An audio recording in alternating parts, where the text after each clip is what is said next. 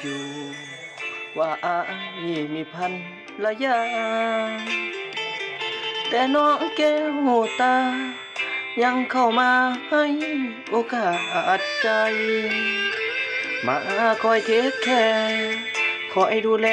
ด้วยความห่วงใยจนมากหัวใจแตกสลายภายในพริบตาคนหนึ่งก็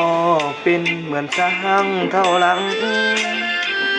คอยเติมพลังให้ความหวังค่าการเยียวยาเป็นแม่ของลูกนั่นก็คือสีภรรยาแต่น้องแก้วตาถือได้ว่าสุภาพสตรีคนนั้นก็ดีส่วนคนนี้ก็จึงตัดสินใจลำบากบ่อยากจากน้องทั้งสองคน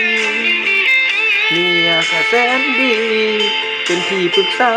ในยามยากจนส่วนน้องหน้ามนก็เป็นคนให้กำลังใจ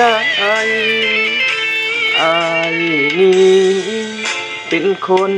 ลำบากนักหนาช่วยแก้ปัญหา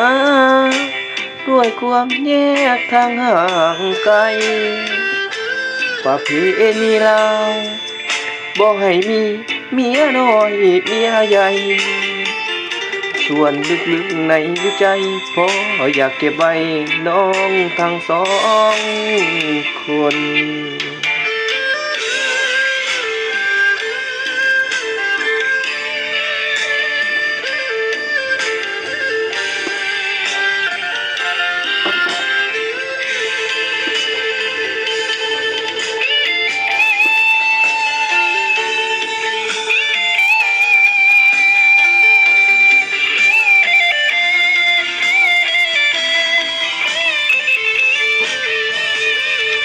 คนนั้น